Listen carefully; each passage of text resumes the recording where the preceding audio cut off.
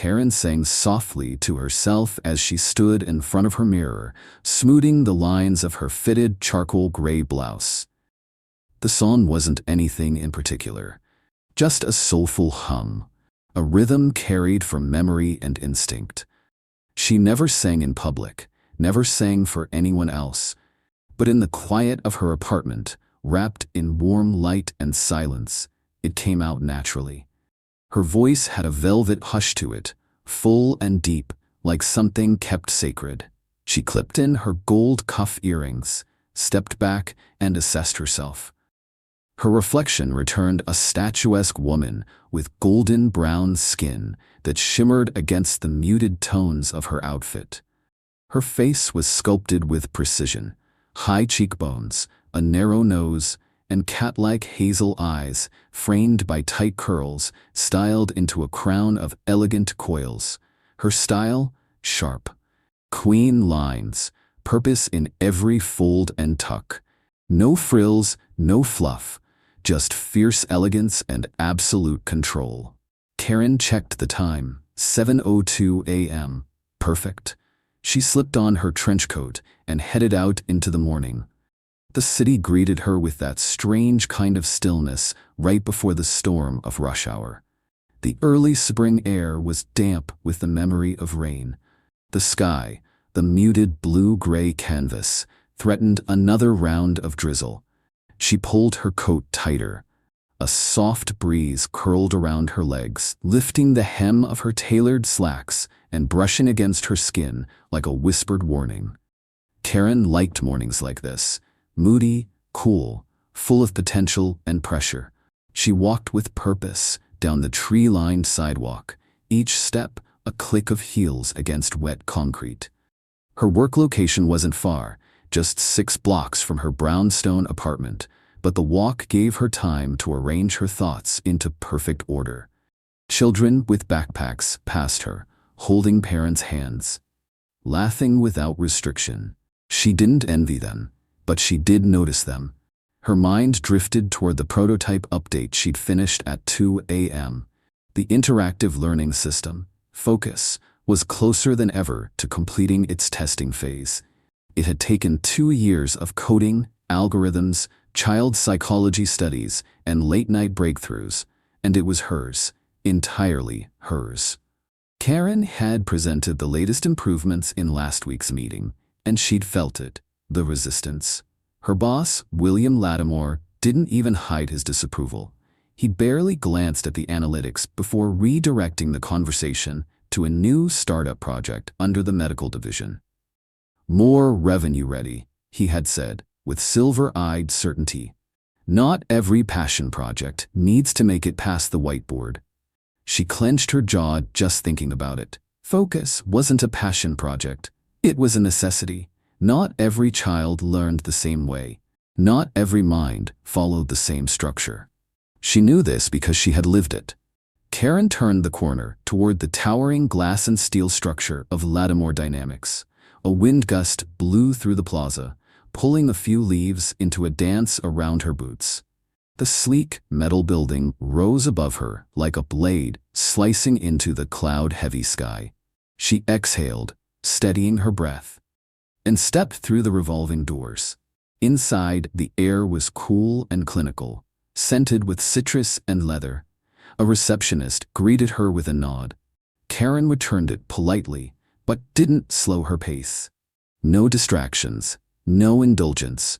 She walked past the wall of innovation awards and portraits of past Lattimore executives, her heels echoing in the marble corridor. By the time she reached the elevator, she had already shut off the part of herself that hummed love songs in the mirror. Upstairs, the tech floor was waking up, with glowing monitors and quiet chatter. She entered her glass-walled office, dropped her bag beside her desk, and pulled up her project files. Whatever William wanted from her today, it didn't matter. Focus wasn't going anywhere, and neither was she. Karen set her coffee down and walked briskly to the break room. The familiar weight of a small brown bag in her hand. Every Monday, without fail, she brought 1 box of assorted pastries and 4 large coffees, black, oat milk, extra sweet, half-calf. She knew them all by heart. It wasn't a grand gesture, but it was her way of showing gratitude to the small team who had stood by her through coding crashes, last-minute client calls, and 2 years of quiet, uphill battles. When she entered the room, they were already there. "Morning, boss," said Delia, the UX designer, offering Karen a tired but grateful smile. "Smells like hope," muttered James, her lead developer, reaching for the coffee labeled with his name. "Hope and sugar." Karen cracked a smile. "Hope runs on cinnamon rolls." They laughed quietly. It was moments like this, simple, unglamorous, unpolished, that grounded her. "Meeting in 20, said Lynn, her data analyst, sipping cautiously from her steaming cup. "Think it'll be another push for diagnostic software?" Karen's smile faded. "Probably." They all knew what it meant. 20 minutes later, the team was seated in the sleek third-floor conference room, floor-to-ceiling windows casting pale morning light across the glass table. William Lattimore stood at the head, precise, polished, and poised for corporate war. "We need all hands reviewing the prototype drafts for the MedSync rollout," William said, tapping the screen behind him where sleek images of wearable monitors rotated in a silent presentation. Karen's jaw tightened. She could already feel her team looking at her. "Lattimore Dynamics has committed funding to this initiative. I expect design input and systems testing from all departments over the next 2 weeks. That includes your division, Miss Morgan." Karen didn't flinch. "Our focus has been on preparing the educational software for upcoming pilot testing, which isn't projected to yield immediate revenue," William replied smoothly. "I trust your team can support both projects." A quiet tension filled the room. Her team cast her looks, not of pity, but understanding. They knew how much focus meant to her. It wasn't just code. It was her story, her fight.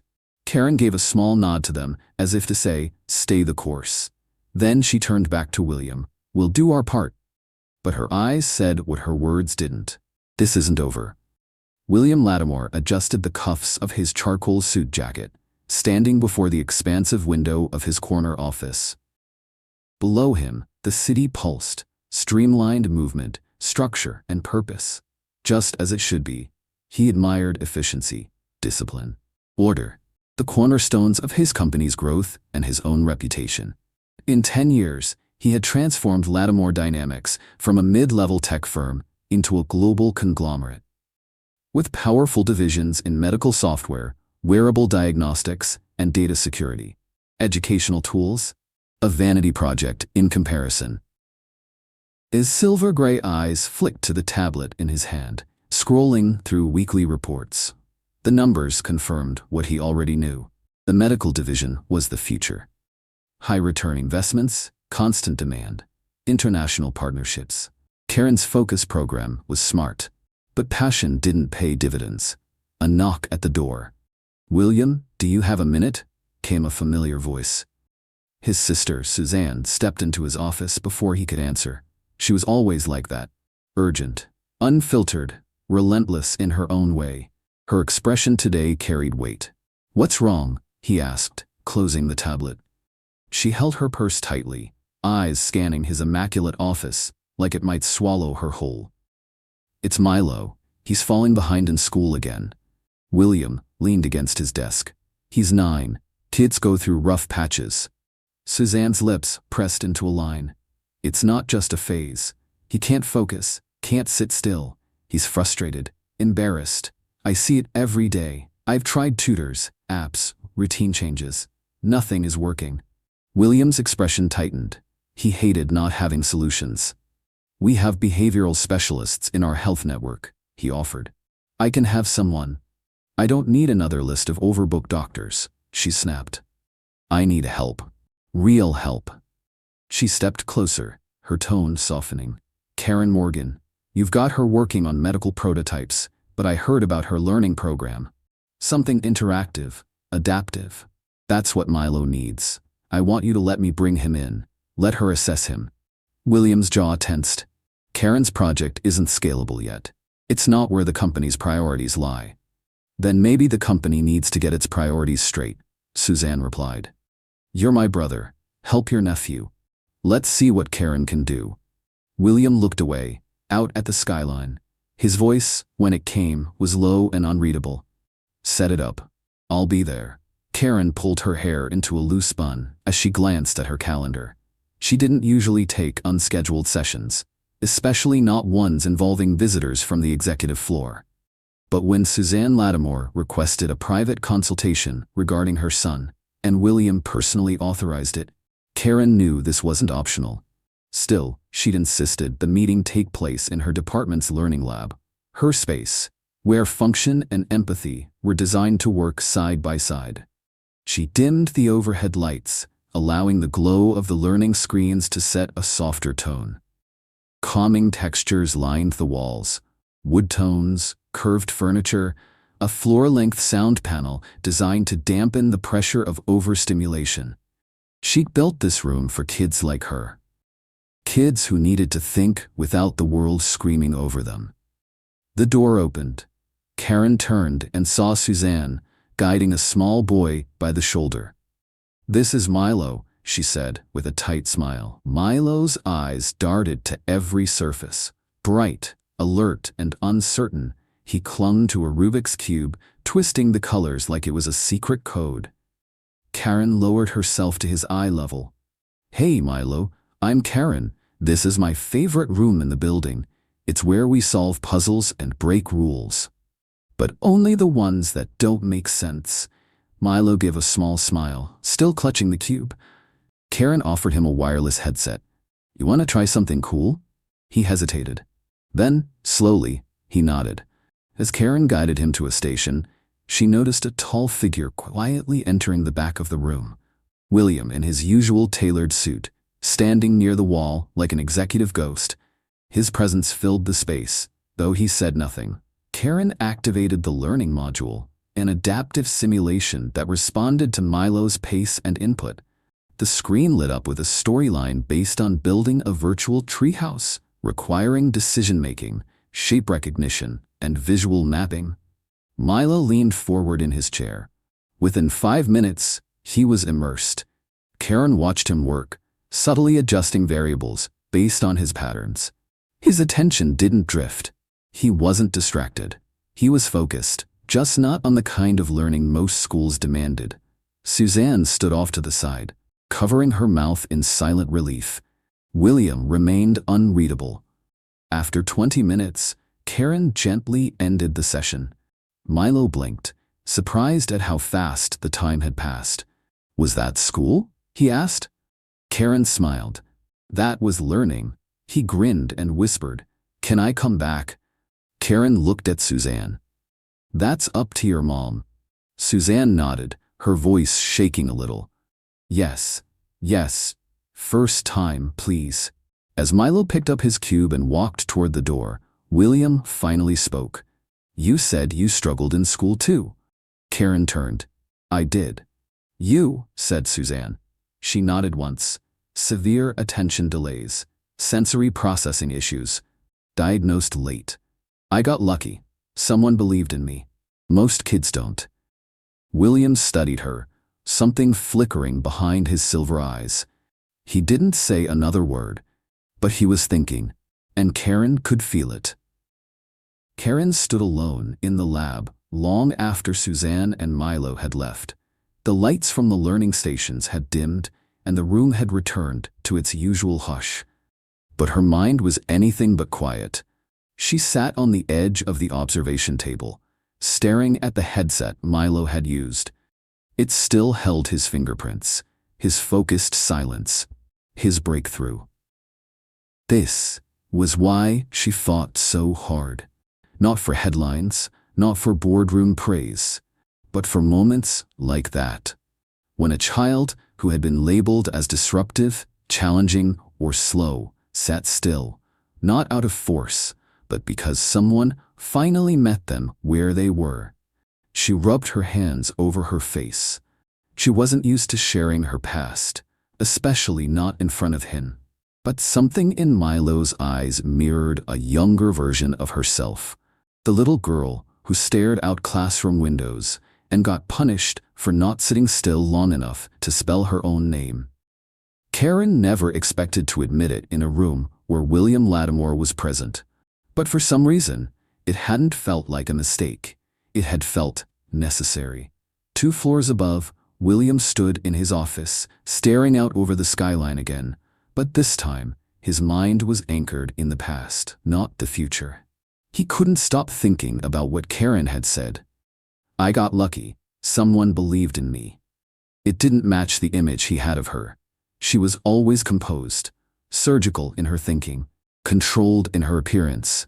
She commanded rooms with clipped words and perfect posture.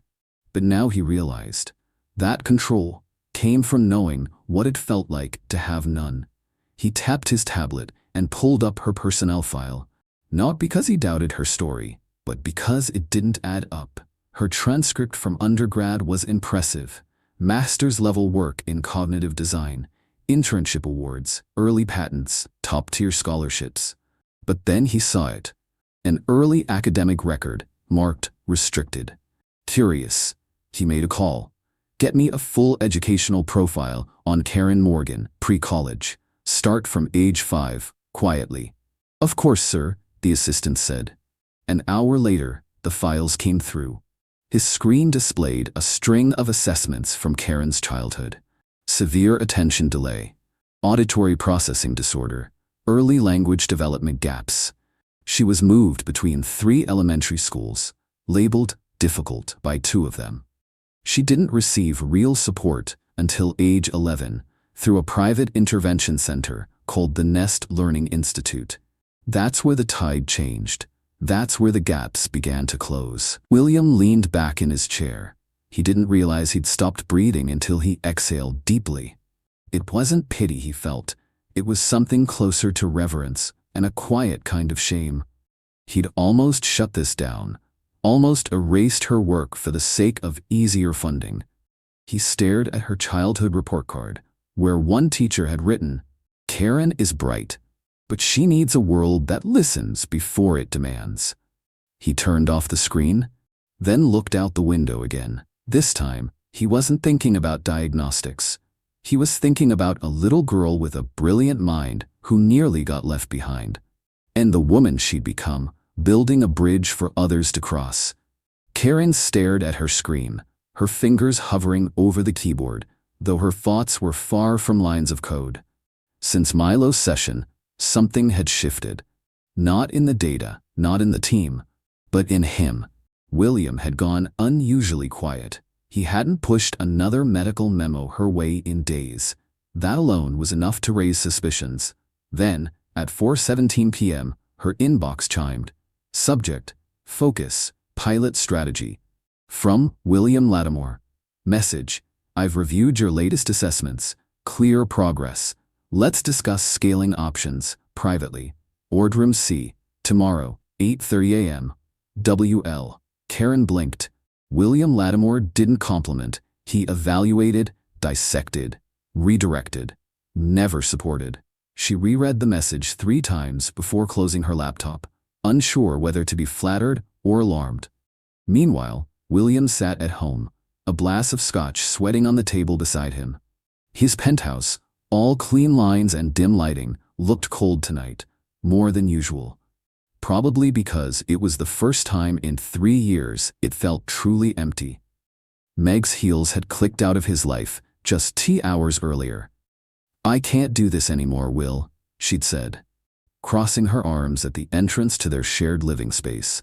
"You don't have time for anything beyond a quarterly report, and when you do make time, it's with half your mind still in a boardroom." William had said nothing. She wasn't wrong, but she wasn't entirely right either. "You care about your company more than you ever cared about me," Meg added. "And now that everyone's talking about how you're working so closely with Karen Morgan," she had practically spat the name. "I figured I'd get ahead of whatever that is." He had barely reacted. She waited for a protest that never came. "Exactly what I thought," Meg whispered. "Goodbye, William." The door had clicked shut, and William had only stared after her, not in heartbreak, but in revelation. The next morning, Karen arrived at Boardroom C early. She always did. Control was her armor. She was sipping her coffee when William entered, suit perfect as ever. But there was something different about his energy today. Less guarded. Less scripted. "Morning," he said simply. Karen straightened. "You said you wanted to discuss pilot strategies." "I did." He sat across from her and placed a file on the table. "I reviewed your full framework last night, including the adaptability layers and learning path variance logic. It's more advanced than I realized." She blinked, unsure what to say. "I also saw the reports," he added, softer, "from the Nest Learning Institute." Karen's spine stiffened. "You accessed my private records." "I did," he said without flinching. "Because I didn't understand, and now I do." Silence filled the space between them. Then Karen spoke, her voice quiet. "I don't share that part of myself lightly." "I know," he replied, "which is why I'm here, to tell you this program needs to move forward. Not as a side project, as a core initiative." Karen's heart raced. "What changed your mind?" He didn't say Milo. He didn't say you. Instead, he said the one thing she didn't expect. "I was wrong." It landed in the room with weight. He wasn't a man who apologized, but he wasn't defending himself now. He was listening. Karen folded her arms, studying him. "So, what now?" "I want a timeline, a realistic one. Let's build this out together." She raised a brow. "You want to be involved?" "I want to elevate it," he said. "With the right support, you could change the landscape of education tech." Karen watched him closely, waiting for the angle, the catch, but it didn't come. "He's going to push back harder," Karen said without turning. "They're going to think I got this because of you." He looked at her profile, the curve of her expression caught in fading light. "Then we prove it's not." "I don't want this project's credibility to depend on your defense of me," she said softly. "Then it won't," William replied. "You already stood your ground. You didn't need me." She turned to him, eyes sharp but vulnerable. "But it feels like I do. That scares me more than Grant Mercer ever could." He stepped closer, not touching, just steady. Present. "Karen, you don't need me, but you're allowed to want someone at your back." She held his gaze, then nodded once, her voice barely a whisper. "Okay." The next morning, Karen arrived at the lab to find her team already gathered. Delia, with her hands on her hips, James pacing, Lynn closing out a document mid-keystroke. They all turned the moment she entered. "Okay," James said. "We tried waiting until you sat down, but we failed, miserably." Karen blinked. "What happened?" "You happened," Delia said, holding up her phone. "Words out about the meeting. The way you handled Grant Mercer? Legendary." Lynn stepped forward with a shy smile.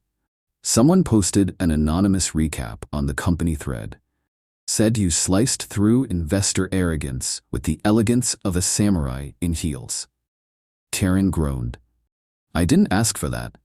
"No," James agreed, "but we needed it." Karen raised a brow. James added, "We've been backing your vision for 2 years, Karen, but yesterday? You reminded us why we fight so hard. Not because it's a job, but because we believe in you. And that, yes, deserves a stupid amount of muffins," Delia finished, holding up a large bakery box. Karen's mouth lifted into a rare, real smile. "Thank you," she said quietly. "I almost forgot what it felt like to be surrounded by people who don't just follow, but stand beside you." "We're not just beside you," Lynn said. "We're behind you, always." Karen nodded, the emotion building behind her ribcage. Then she grabbed a muffin and said, "Let's get to work. The world's not going to fix itself." Later that afternoon, Karen stepped off the elevator into the modest, bright hallway of the Nest Learning Center, the very organization that had changed her life as a child. She hadn't returned in years. Suzanne had invited her to drop by, not as a guest speaker, not as a developer, just as Karen. She didn't expect to feel nervous, but her palms were damp. She heard a voice from the classroom to her left. "We're almost finished with the activity. Just one more group." Milo's voice carried above the others. Karen stepped into the room and saw him at a table with 3 other kids, building a digital landscape using the very software she designed.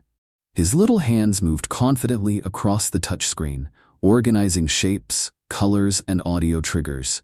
Suzanne caught her eye and motioned her in. Milo looked up and beamed. "Miss Karen." Karen knelt beside him. "Hey Milo, you've been busy.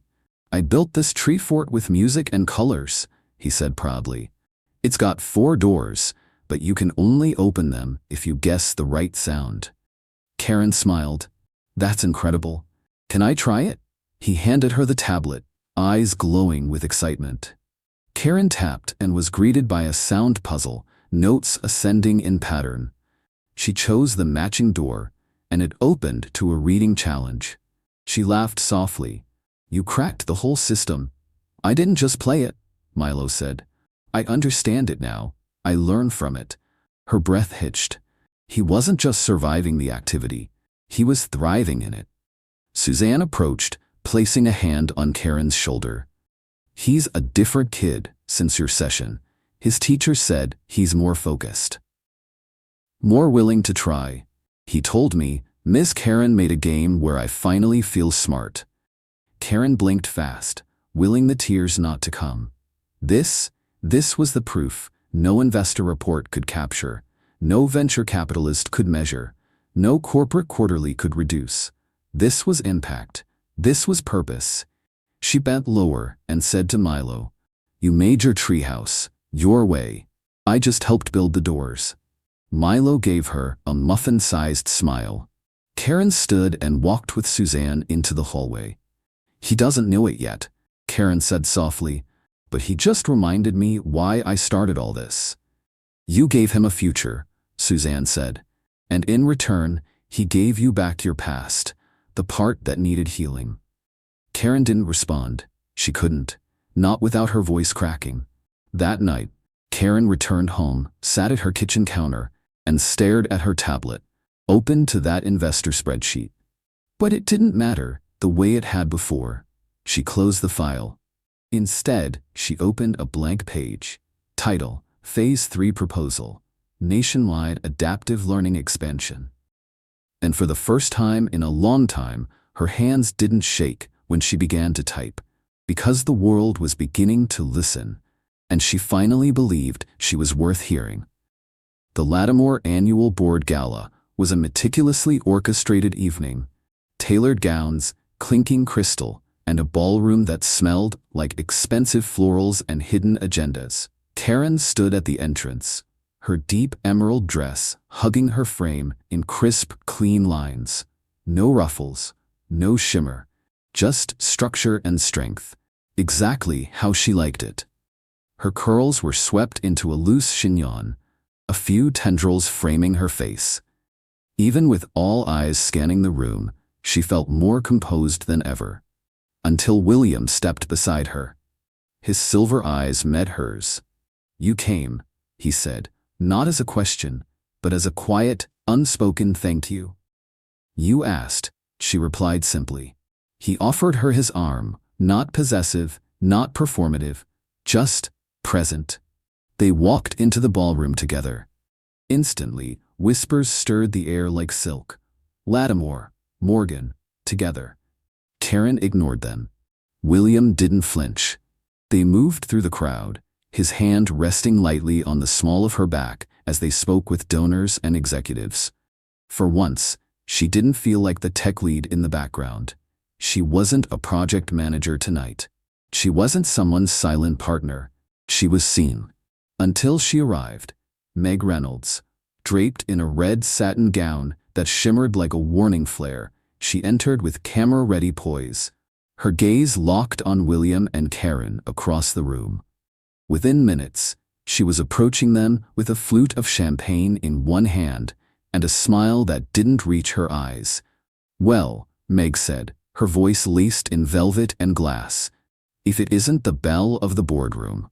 Karen stayed still, measured. William's posture changed instantly, protective. "Meg," he said curtly. "You look well, William. Busy, I hear." Her eyes flitted to Karen. "And quite inspired lately." Karen lifted her glass, cool and calm. "Good to see you again, Meg." "Oh, I'm sure," Meg replied. "And I'm sure the board's just thrilled about your sudden interest in education over equity." William's tone turned to steel. "Enough." Meg tilted her head, eyes hard, just wondering how long it'll last, that's all. "I mean, some things don't scale, right?" Karen looked her in the eye. "You're right, Meg. Some things don't. Like your influence." The corner of William's mouth twitched. Karen smiled, perfectly composed. Meg opened her mouth, but no words came. She turned, heels clicking like a retreating clock. Hours later, the gala had ended. Karen stood on the terrace of William's penthouse, her hands resting on the balcony rail, the city sprawling beneath her in lights and soft noise. William stepped behind her, setting 2 mugs of tea on the ledge. "You didn't have to defend me," she said quietly. "Yes, I did." Karen turned to face him. Her eyes weren't guarded now, just real. "She was right about one thing," she admitted. "I didn't think I could scale in places like that. Rooms full of money and pedigree. I used to imagine people like them looked at kids like me and only saw statistics." William leaned against the railing beside her. "What did you want them to see?" "Someone trying," she said. "Someone who was drowning, but still raising her hand." He looked at her, gently. "Did anyone reach back?" "Eventually," she whispered. "There was a teacher at the nest, Ms. Alden. She didn't send me away when I couldn't read full paragraphs. She didn't call me slow. She sat with me, every day, until I stopped thinking I was broken." William listened, his heart heavy with admiration and something deeper. "What happened to her?" "She left to take care of her mother," Karen said. "But before she did, she gave me a notebook and said, 'Keep building your world until the rest of the world catches up.'" William didn't speak for a while. Then, softly, "You're still building it." She looked up at him. "And now you're a part of it." He nodded. "Only if you let me say." Karen took a breath, full, unafraid. "I want to," she said, "but it's still new." "Then we take it slow," William replied, reaching for her hand, not with force, but with faith. No blueprints, just one brick at a time. She laced her fingers with his and leaned her head against his shoulder, city lights glowing beneath them. In that moment, there was no board, no pressure, no titles, just a man who finally found someone worth learning from, and a woman who finally realized love wasn't a threat to her foundation, it was a part of it. The day started with promise. Pilot reports had returned stronger and projected. A regional school board had formally requested a proposal for full integration. Karen's team was buzzing. The vision she'd spent years building was beginning to find roots outside their lab. And then, the notification hit her inbox. Subject: urgent. Unauthorized data leak from Internal Security Division. Karen sat frozen, eyes scanning the flagged attachment, a breach report, time-stamped at 2:17 a.m. Confidential source code elements of the Focus platform had been leaked to a public tech forum. Core algorithms, learning engine logic, proprietary AI models, all exposed. Her phone rang. "William." She answered instantly. "I saw it." "I'm already in the crisis room," he said, voice firm. "Come now." 15 minutes later, Karen entered the darkened strategy suite on the executive floor. Screens lined the walls, glowing with source code screenshots, forum threads, and dozens of cascading timestamps. Internal security, PR, legal, everyone was already present. William stood at the head of the table, sleeves rolled up, voice calm but clipped. "This was deliberate," he said. "Someone with access credentials. Someone who wanted to undermine Focus before it could scale." Karen's jaw clenched. "How much damage?" "Enough," said Alyssa from legal. "The exposure compromises our claim to originality. Competitors can now reverse engineer the structure." Which means, added Charles from PR, we'll be fighting accusations of vulnerability, even if the content is sound. Karen stepped forward. We track every code pull, every transfer. I want full forensics on the last 72 hours of access logs. Already started, William replied. But we're facing pressure now. Rant Mercer caught wind of this and is already spinning it as a failure of leadership. Karen's fists tightened. Of course he is. A quiet voice spoke from the doorway. It was Lynn. I found something, she said. Everyone turned as she approached Karen and handed over a tablet. This access key ran the extraction code. It's tied to one of our internal staging terminals. Karen scrolled, her blood going cold. The key was registered to James. Within the hour, James was brought in. He didn't deny it. Karen sat across from him, her expression unreadable. Why? James looked wrecked, his shoulders sagging under the weight of guilt. Because Grant made an offer, a buyout. He said the program wouldn't survive corporate red tape, and that it needed a bigger engine. I thought if he got control of the source, he'd fund it himself and make it grow. Karen stared at him. So you handed him the blueprints to something built from the scars of real children. You betrayed everyone who trusted you. For what? A bigger paycheck? It wasn't like that, James said weakly. I didn't think they'd trace it. I didn't think it would hurt anyone. Karen stood slowly. Then you never understood what we were building. William stepped beside her, voice sharp. Legal will take it from here. James was escorted out, leaving a silence that felt heavier than steel. Karen remained still, staring at the door long after it shut. Later that evening, William called an emergency press conference, with Karen at his side. The media swarmed. Rumors were rampant. Words like breach, compromise, and internal failure dominated headlines. But when Karen stepped up to the podium, dressed in her signature clean lines and calm fire, the noise fell away. I built focus from the ground up, she said into the sea of cameras. Not to profit, but to give children a voice in systems that often silence them. Yesterday, our program was compromised. But what wasn't compromised is the why behind it. She paused, steady. Yes, someone tried to steal our future. But what they couldn't take was our origin, our story, our proof. We've seen the results in classrooms. We've seen children light up when they realize learning can be designed for them. That can't be hacked. William stepped up beside her. This isn't just a project we back, he said. It's a movement we stand behind, and we will pursue every legal avenue to protect the integrity of what's been built. Because this isn't about business anymore. This is about trust, and trust is something we earn back, publicly. Their hands didn't touch, but they stood like pillars, united, unshaken. Back at the office, Karen sat alone in her lab. The room was dark except for the glow of the primary monitor where Milo's avatar was still stored. She pressed play. The small boy's voice echoed softly. I learned different, but now I know that's not bad. Karen closed her eyes, pressing a hand to her chest. This program had never been just tech. It was her story. It was every child's.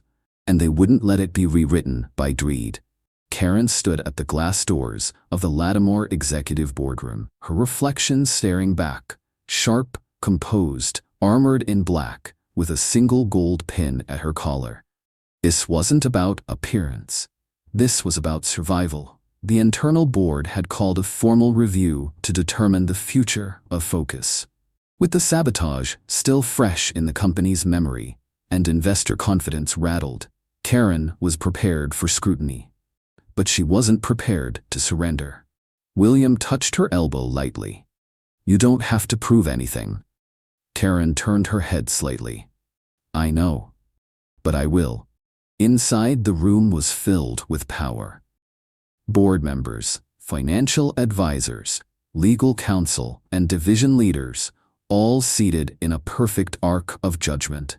Screens behind them rotated images of Karen's work, the breach report, and graphs mapping financial risks. At the far end of the table sat Grant Mercer, and beside him, uninvited but seated smugly in the gallery, Meg Reynolds. Karen's stomach twisted, but her face gave nothing away. She stepped to the podium, cleared her throat, and began. "Ladies and gentlemen, I didn't come here to explain the worth of a product. I came to remind you of the purpose behind it." She clicked the remote. A slide appeared. A testimonial video from Milo's school. A teacher's voice filled the room. Students once labeled as distractions are now leading creative modules and reading assessments. They don't need to be fixed, they need to be reached. Karen continued. The Focus program wasn't built to impress this room. It was built because I lived what these children live, and I refused to let that story end with me. She let her words settle, then added quietly, "You may think I'm here because of William Lattimore, but I started this before he ever noticed me, and I will fight for it long after this room forgets my name." Silence followed, until Grant Mercer cleared his throat with mock humility. "Impressive sentiment, Ms. Morgan," he said. "But we're not here to review your passion. We're here to decide whether a compromise system deserves further investment." Karen looked directly at him. "You mean the system you compromised?" Gasps murmured through the gallery. Grant's face froze. "Excuse me?" "James admitted you approached him," Karen said calmly. "Offered a private buyout if he gave you access. That's not hearsay, that's been recorded." William stood slowly. "We've traced your financial transactions, Grant. They match anonymous deposits James received in the weeks leading to the breach." Grant turned pale, but it wasn't over. Karen stepped back as William took over. "And since we're airing truths," William said evenly, "let's address the motive." He turned toward the screen behind him and pressed play. A silent security clip filled the room. Meg Reynolds entering Grant Mercer's private office on 3 separate evenings over the past 2 months. Whispers exploded across the room. Karen's eyes widened. William's voice dropped. While Grant was funding attacks on Focus, Meg was leaking internal conversations, meeting minutes, early design expansions. He turned toward Meg, voice steady and cold. "So no, Meg didn't leave me because I was distracted by business. She left because she was already in bed with it." Meg stood abruptly, face burning. But it was too late. Grant snapped, "You can't prove anything." William raised an eyebrow. "We don't have to. The board can draw its own conclusions." Chairwoman Reeves turned to Grant. "You withheld this alliance while voting against an internal project. That's a breach of ethics and leverage." Another board member chimed in. "I move for immediate suspension of Mercer's advisory status." Karen stepped away from the podium, heart pounding, but not from fear. From freedom. Reeves turned toward her. "Ms. Morgan, your project will continue under full internal protection, effective immediately." Applause didn't erupt, but in that silent room, full of power and politics, Karen's name held something stronger than noise: respect. Outside the boardroom, William followed Karen to the elevator. He didn't speak until the doors closed behind them. "I didn't know it went that deep," he admitted. Karen shook her head. "Neither did I, but part of me always felt like Meg was trying to get to something I couldn't see." William looked at her, something raw behind his eyes. "If this makes you question me." "It doesn't," Karen said gently. "You stood next to me, William, even when the room tried to rip me apart." He exhaled slowly. "I don't just believe in what you built. I believe in you." Karen reached for his hand. No hesitation this time. "I know." The elevator chimed, but neither of them moved.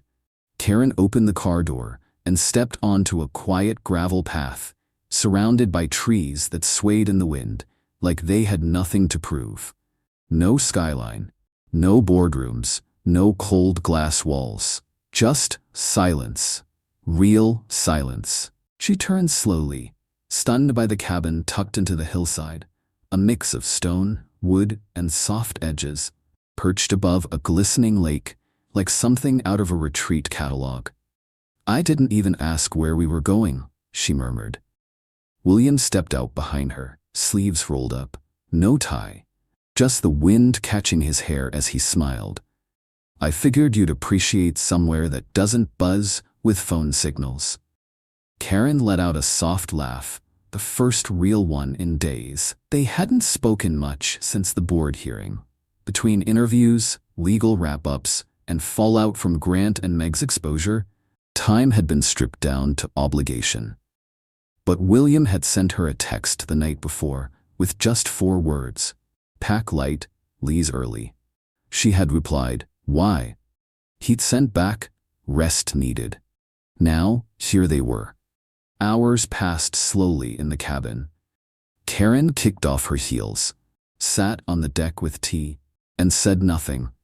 For once, she didn't feel the need to fill space with logic or structure. William sat beside her, legs stretched, sipping coffee as if the world wasn't still spinning behind them. Eventually, he broke the silence. "Do you know when I first noticed you?" Karen raised a brow. "Was this before or after you tried to shut down my division?" He smiled. "After. It was during that first presentation, when you didn't flinch, even when I was dismissive. Everyone else in the room shifted their tone. You didn't. Not even for a second." Karen looked back toward the lake. "I wasn't trying to prove anything. I just didn't want to disappear." William nodded. "You didn't. You never do." They sat with that truth for a moment. Then he turned to face her, voice quiet but weighted. "I've had relationships built on timing, on appearance, on expectation. But this," he paused, "this is the first time I've wanted something that feels like substance." Karen held his gaze. "I don't want to guess where we stand," he continued, "and I won't make you navigate it alone. You've built your life on independence. I admire that. But I'd like to build something with you, intentionally. Not quietly, not slowly fading in the background." Karen's heart thudded softly. "Are you asking me to be with you?" she asked, voice low. "I'm asking if I already am," he replied. Karen looked down, fingers wrapped around her mug. "I've spent my whole life convincing people I didn't need anyone," she said. "But now, I don't want to be without this, without you." William reached for her hand. She didn't hesitate this time. "I don't need a label," she whispered. "But I want a place to fall. And you feel like that place." He brought her hand to his lips, kissed her knuckles slowly. "Then let's fall," he said.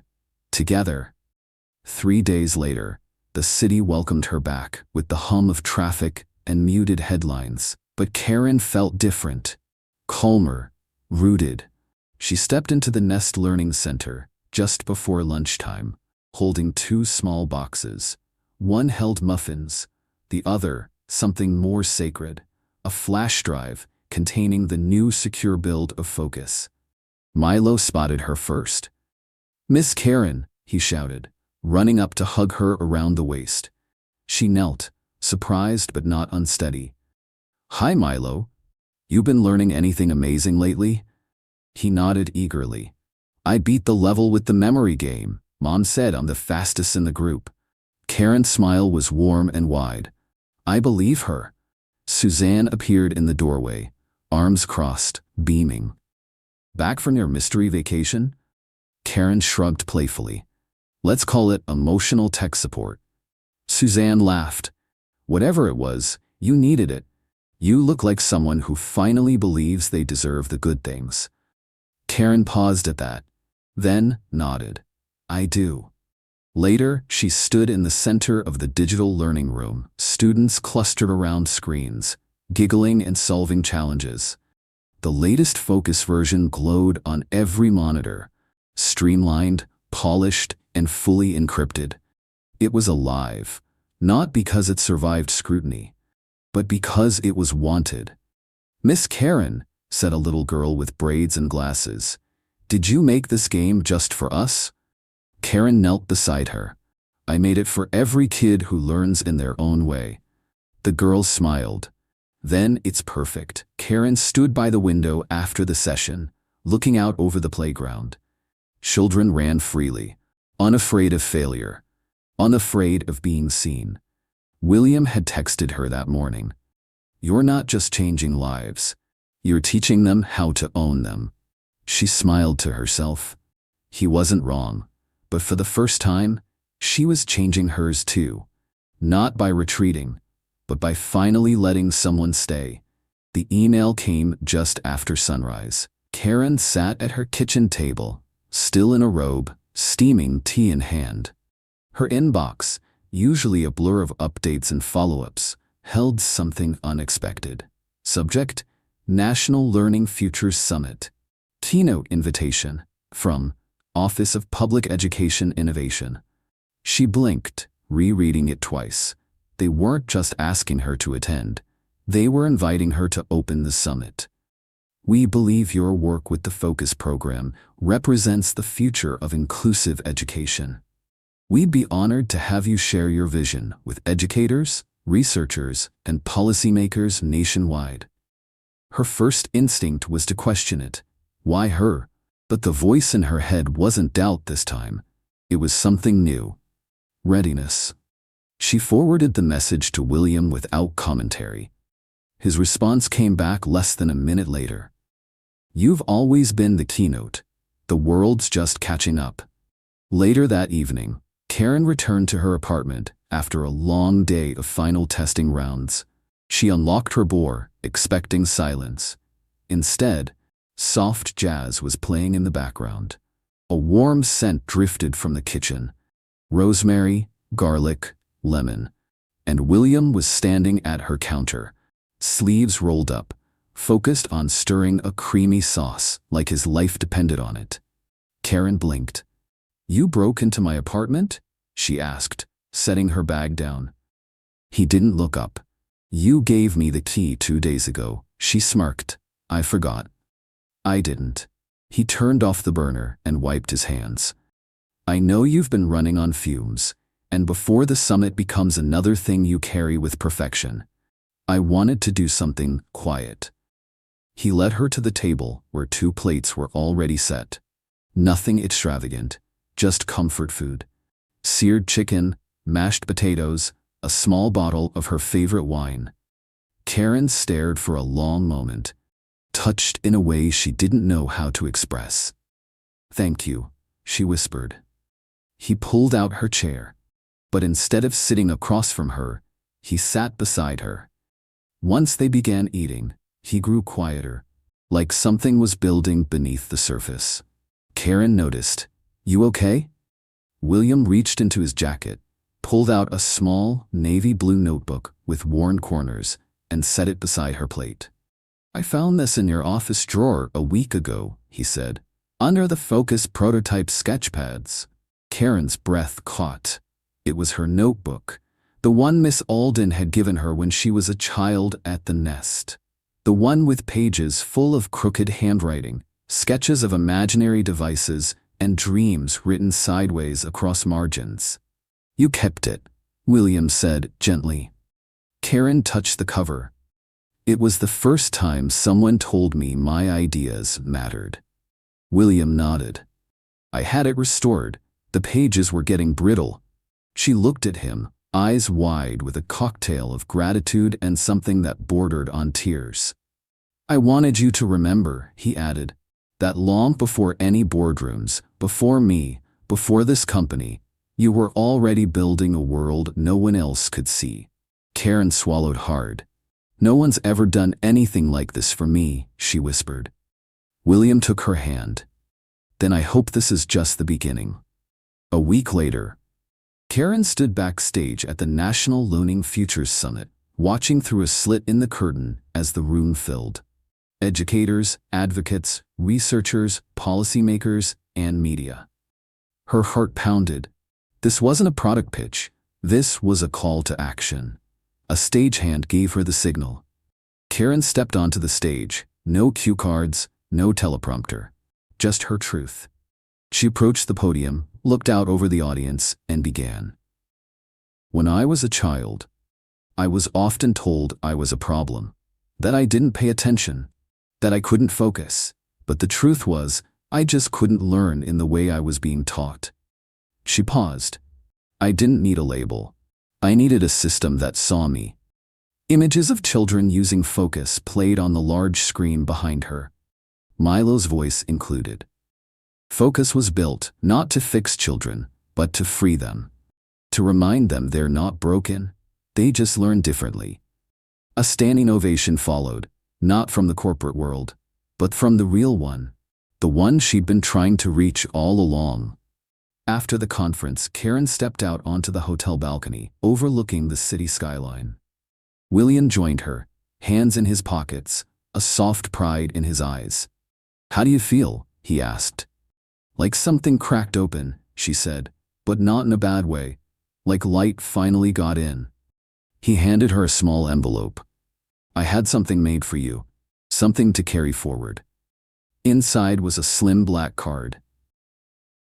Gold letters engraved across the front, Karen Morgan Foundation for Learning Equity. Her eyes filled. You're launching a foundation, she said. No, William replied. You are. I just cleared the path. She looked up at him, overwhelmed. He smiled. And I'll walk beside you, every step. The rooftop garden of the Morgan Learning Equity Center was still quiet that morning. Karen walked the stone path barefoot, holding a cup of chai, the city humming just beyond the terrace wall. Her curls were loose today. No polished bun. No sharp edges. Just her. The sun crept over the skyline with the kind of grace that only came after a storm. Below, on the third floor of the center, children were already beginning to arrive. Some skipping into the building. Some carried by tired parents, who looked more hopeful than usual. Across the walls of the entrance hall were murals made by students who had used focus over the past year. Words like, I see better now. It's not cheating to learn different. Miss Karen made it easier to be me. Karen read those messages every morning. Like prayer. Like purpose. William stepped out onto the rooftop, holding his own mug and a folded newspaper. You're up early, he said softly. I never went to sleep. He smirked. Nerves? Gratitude, she corrected, setting her mug on the stone ledge. I still wake up afraid it was all a dream. He walked over and wrapped his arms around her from behind. If it is, I hope we don't wake up. Karen turned to face him, resting her forehead against his. Thank you. For standing beside me. For letting me lead. William cupped her jaw gently. You were born to lead. I just finally stopped standing in your way. 1 year later. The auditorium buzzed with quiet energy. Rows of students, teachers, tech partners, and families filled the seats. A large screen on stage bore the new emblem of the Morgan Lattimore Educational Equity Initiative, a public-private partnership that had reached over 250 schools across the U.S. Focus had become more than a software. It was now a standard. Karen stood behind the curtain, dressed in a slate blue pantsuit, her foundation's pin resting over her heart. She scanned the crowd through the side slit, stopping at the front row where Milo sat. Now 10, wearing a little suit and swaying his feet, proudly holding a tablet with the latest Focus build. Beside him sat Suzanne, beaming. Next to them, Karen's team, Lynn, Delia, even James, who after completing his legal requirements had asked to volunteer at the nest as part of his restoration. Taryn had let him, because second chances weren't just for children.